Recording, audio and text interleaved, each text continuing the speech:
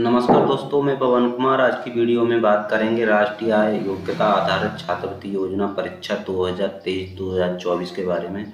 तो हमें सबसे पहले हमें अपना क्रोम ब्राउज़र को ओपन कर लेना है और उसमें ब्राउज़र में इस साइट का लिंक मैं डिस्क्रिप्शन बॉक्स में दे दूंगा। जो साइट का लिंक है entdta.com.in। इस साइट पर हमें आ जाना है और एंटर कर देना है तो हमारा कुछ इस तरह का इंटरफेस खुल के आ जाएगा, जो कि इसमें ये दिया हुआ है राष्ट्रीय आय एवं योग्यता आधारित छात्रवृत्ति योजना परीक्षा 2023-2024 अप्लाई।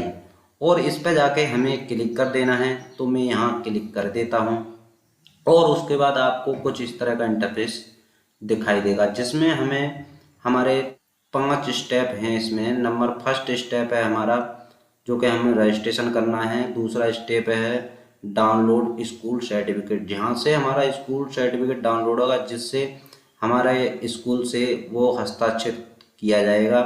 वो हमारा स्कूल सर्टिफिकेट यहाँ जाकर हमें अपलोड करना है और यहाँ इनकम सर्टिफिकेट, जो कि हमारे इनकम सर्टिफिकेट की डिटेल यहाँ डाली जाएगी, जो कि हमारा 3.5 लाख रुपए से अधिक नहीं होना चाहिए। और एक फ़ोटो अपलोड करना पड़ेगा और यहाँ सिग्नेचर भी अपलोड करने पड़ेंगे। तो हमें सबसे पहले यहाँ आपको दिखाई दे रहा है आवश्यक निर्देश। इस पे जाके हमें सारे आवश्यक जो भी निर्देश हैं वो यहाँ से हमें सारे निर्देशों को पढ़ लेना है। तो मैं यहाँ आवश्यक निर्देश इस पर क्लिक करता हूँ। तो उसके बाद हमें कुछ इस तरह के यहाँ नोटिफिकेशन लिखे हुए आ जाएंगे। तो यहाँ सबसे पहले इसमें दिखाया गया है, इस परीक्षा में वे ही छात्र छात्राएं सम्मिलित हो सकते हैं जिन्होंने सन 2021-2022 में कक्षा 7 की परीक्षा न्यूनतम 55% अनुसूचित जाति एवं अनुसूचित जनजाति वर्ग के लिए 5% की छूट है अंकों के साथ उत्तीर्ण की हो। जैसे कि सन 2021 और 22 में 7 की परीक्षा उत्तीर्ण की हो और उसमें 55% हमारे नंबर होने चाहिए। और अनुसूचित जाति और अनुसूचित जनजाति, इसमें 5% की छूट है, यानी 50% नंबर इनके होने चाहिए। वही व्यक्ति इसमें आवेदन कर सकते हैं। और नंबर 2 पे आ जाता है, वर्तमान समय में राज्य के स्थानीय निकाय एवं आशाकीय सहायता प्राप्त विद्यालय में कक्षा 8 में पढ़ रहे वही छात्र छात्रा राज्य की आय एवं योग्यता धारक छात्रवृत्ति योजना परीक्षा 2023-2024 में आवेदन कर सकते हैं। जैसे कि हमारे सन 2022 में जो छात्र 8 में पढ़ रहे हैं वही व्यक्ति हम इस योजना में आवेदन कर सकते हैं। और नंबर 3 पे यहाँ दिखाया गया है, अभिभावक की कुल वार्षिक आय 3.5 लाख रुपए से अधिक नहीं होनी चाहिए। जैसे कि मैंने पहले बताया आपको कि आय प्रमाण पत्र में जो कि हमारी आमदनी 3.5 लाख रुपए से अधिक नहीं होना चाहिए। नंबर 4 पे ये दिखाया गया, परीक्षा आयोजन प्रत्येक जनपद के निर्धारित केंद्रों पर ही होगा। और नंबर 5 पे दिखाया गया ऑनलाइन आवेदन करने की अंतिम तिथि, जो कि हमारी 24 सितंबर 2022 है। और नंबर 6 पे दिखाया गया है परीक्षा की तिथि 6 नवंबर 2022 को निर्धारित है, जो कि हमारी परीक्षा 6 नवंबर 2022 को निर्धारित कर दी गई है। और नंबर 7 पे यहाँ दिखाया गया है, अन्य पिछड़ा वर्ग एवं अनुसूचित जाति एवं अनुसूचित जनजाति स्वतंत्रता संग्राम सैनिक के आश्रित तथा शारीरिक रूप से चुनौतीग्रस्त अभ्यर्थी द्वारा आरक्षण संबंधी तहसीलदार सक्षम अधिकारी द्वारा निर्धारित प्रारूप एवं निर्गत प्रमाण पत्र ऑनलाइन आवेदन के साथ अपलोड करना अनिवार्य है। आरक्षण प्रमाण पत्र अपलोड न होने की दशा में उन्हें सामान्य श्रेणी के अभ्यर्थी की भांति माना जाएगा, जिनका संपूर्ण उत्तरदायित्व आर्थिक का होना। आरक्षित श्रेणी के अभ्यर्थियों को स्वयं का आरक्षण प्रमाण पत्र अपलोड करना अनिवार्य है। जैसे कि हमारा इसमें बताया गया है कि हमारा जो आय प्रमाण पत्र तहसील द्वारा स्वाक्षरित होना चाहिए और उसे यहाँ अपलोड हमारा करना होगा। तो उसके बाद यहाँ अभ्यर्थी के लिए कुछ आवश्यक निर्देश भी यहाँ दिए गए हैं। इसमें जो कि मैंने पहले बताया वही चीज़ इसमें फिर से दोहराई गई है। जैसे कि हमारा 55% होगी वही व्यक्ति इसमें आवेदन कर सकते हैं। तो इसमें हमें सारी इंफॉर्मेशन को यहाँ पढ़ लेनी है और यहाँ दिखाया गया है प्रथम भाग सामान्य मासिक योग्यता परीक्षा, जिसमें 90 बहुविकल्पीय प्रश्न होंगे, जो कि हमारे इसमें 90 प्रश्न बहुविकल्पीय होंगे। जो नंबर 2 यहाँ दिखाया गया द्वितीय भाग में शैक्षिक अभिरुचि परीक्षा, जिसमें 90 भूगोल की प्रश्न होंगे, 35 विज्ञापन और 35 सामाजिक विज्ञान एवं 20 गणित के क्वेश्चन होंगे हमारे। और इसमें सारा कुछ डाटा यहाँ दिखाया गया है, जो कि मैंने पहले बता दिया है। उसी तरीके से यहाँ बताया गया है और उसे हम अच्छी तरह से पढ़ लेंगे। और यहाँ नंबर 13 में स्टेप पर यह दिखाया गया परीक्षा की तिथि एवं समय, जो कि हमारी 6 नवंबर 2022 प्रातः 8 बजे से 11 बजे तक होगी। और उसका शारीरिक रूप से चुनौतीपूर्ण अभ्यर्थियों के लिए 8 बजे से दोपहर 12 बजे तक होगी। और हम इसे सारी इन्फॉर्मेशन पढ़ने के बाद हम यहाँ यस पे हमें क्लिक करना है, तो मैं यस पे क्लिक कर देता हूँ। और इसके बाद हमें कुछ इस तरह का इंटरफेस दिखाई देगा। और इसमें ये दिखाया गया है यहाँ परीक्षा का नाम, जो कि हमारी परीक्षा का नाम NMS यहाँ दिया हुआ है। और इसमें बताया गया है कृपया फॉर्म को अंग्रेजी वर्णमाला के बड़े अक्षरों में ही भरें, जो कि हमारे कैपिटल लेटर में ही हम इसमें भर सकते हैं। अंग्रेजी के जो कैपिटल लेटर होने चाहिए। और यहाँ दूसरे नंबर पर यहाँ दिखाया गया है कृपया फॉर्म भरते समय विशिष्ट प्रतीकों का प्रयोग ना करें, जो कि हमारे ये दिए हुए हैं, जो @ वगैरह ये होते हैं, और इस तरह के हम शब्दों का प्रयोग नहीं कर सकते हैं। और यहाँ अभ्यर्थी का नाम, तो यहाँ अभ्यर्थी का नाम में यहाँ आपको बताया गया है इसमें KM कुमारी, ये इसमें कुछ नहीं होना चाहिए। जैसे कुमारी, मान लो कुमारी राधा, तो इसमें कुमारी नहीं हम लगा सकते हैं, तो केवल राधा ही डालेंगे। जैसे मैं एक एग्जाम्पल पे ले लेता हूँ, जैसे कि हमारी राधा, इसमें मैं राधा नाम डाल देता हूँ, राधा। और नंबर 2 यहाँ ये दिया हुआ है जन्म तिथि, और इसमें हमें जन्म तिथि को डाल देना है। जैसे एग्जाम्पल पे ले लो, जैसे 2 और यहाँ फरवरी, और मान लो सन 2006। तो उसके बाद हमें यहाँ जन्म तिथि शब्दों में डालनी है। जैसे कि यहाँ जन्म तिथि शब्दों में, और मैंने यहाँ जन्म तिथि शब्दों में भर दी है यहाँ। और यहाँ पिता का नाम डालेंगे।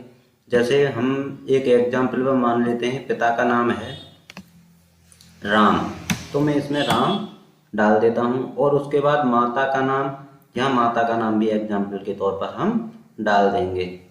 जैसे कि हम माता का नाम यहाँ डाल देते हैं रश्मि। और इसमें लिंग डालेंगे, जो भी लिंग है उसको हम यहाँ डाल देंगे। जैसे हमने अभ्यर्थी का नाम राधा डाला है, तो हम यहाँ महिला को चूज करेंगे। और उसके बाद यहाँ लिखा हुआ है अभ्यर्थी का निवास स्थान, और यहाँ निवास स्थान में डालेंगे शहरी है तो शहरी डालेंगे, और ग्रामीण है तो ग्रामीण को डाल देंगे। और उसके बाद यहाँ लिखा हुआ है विकल्प चयन करें, तो इसे हम ओपन करके देखेंगे। जैसे कि हमारा यहाँ दिखाया गया है जाति, हमें जाति प्रमाण पत्र की जो हिस्ट्री यहाँ दिखाई गई है, जैसे कि सामान्य, अनुसूचित जाति, अनुसूचित जनजाति, अन्य पिछड़ा वर्ग। जिस भी वर्ग में आप आते हैं उसको हमें चूज कर लेना है, तो मैं यहाँ चूज कर लेता हूँ। उसके बाद यहाँ जाति प्रमाण पत्र क्रमांक, जैसे हम यहाँ जाति प्रमाण पत्र क्रमांक डाल देंगे। और उसके बाद यहाँ डालेंगे हम प्रमाण पत्र जारी करने की तिथि, यहाँ प्रमाण पत्र जारी करने की तिथि को यहाँ डाल देंगे। और उसके बाद यहाँ आ जाता है शारीरिक रूप से चुनौतियाँ अग्रस्त।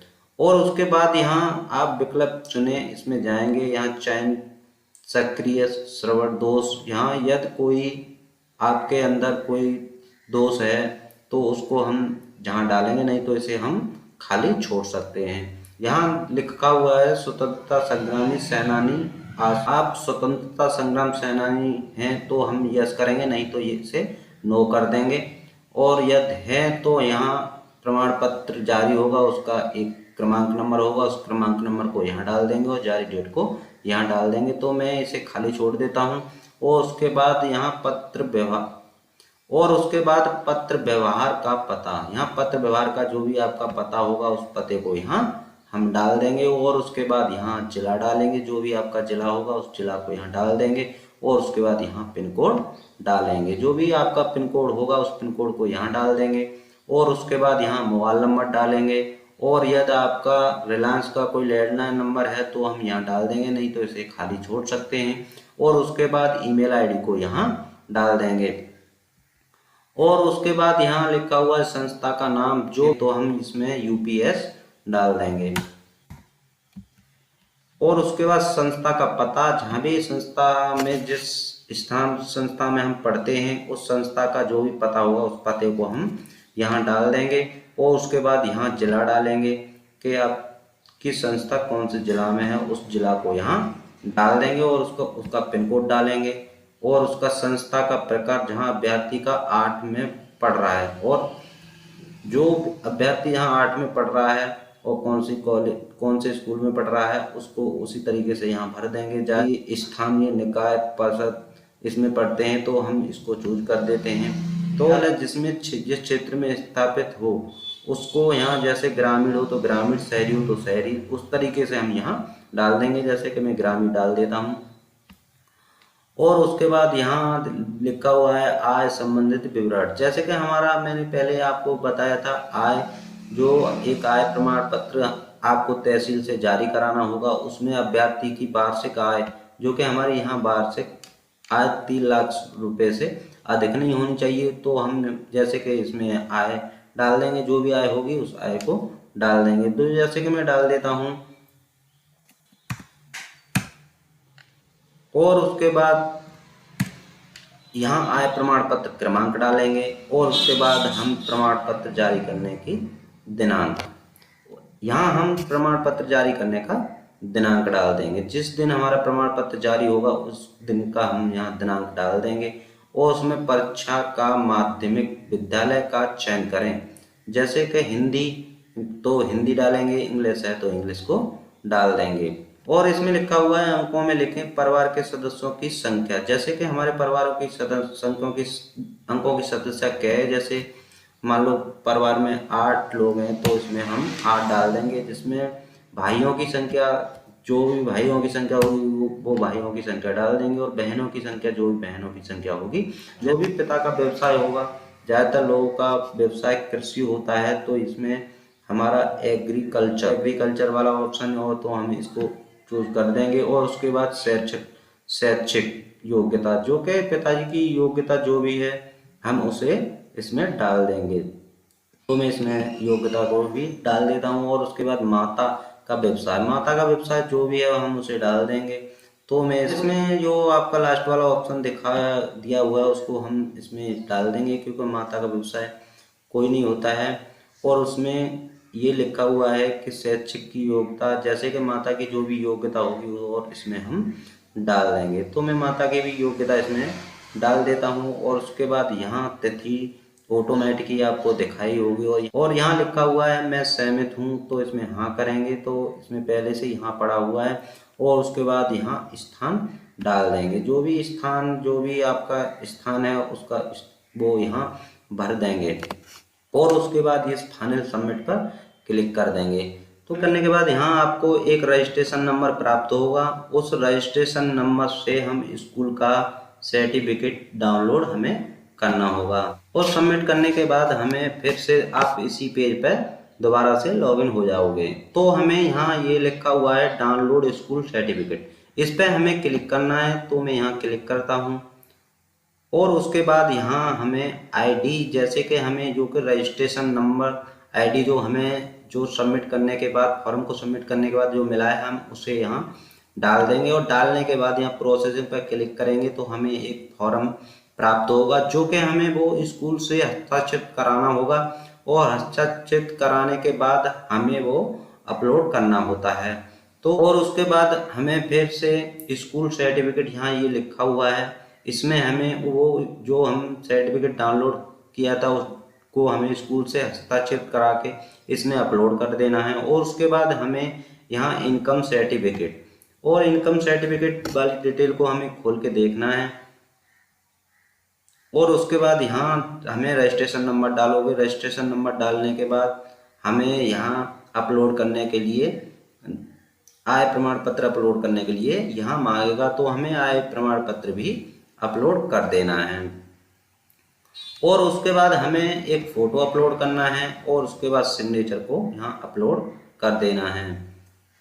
और उसके बाद यहाँ दिखाया कास्ट सर्टिफिकेट, कास्ट सर्टिफिकेट को हमें यहाँ अपलोड कर देना है। या दिव्यांग सर्टिफिकेट है तो हमें यहाँ अपलोड करना है, नहीं है तो इसे खाली छोड़ देना है। बाद अपलोड करने के बाद फाइनल सबमिट करना है। फाइनल सबमिट करने के बाद आपको एक स्लिप प्राप्त होगी, उस स्लिप को हमें प्रिंट कर लेना है।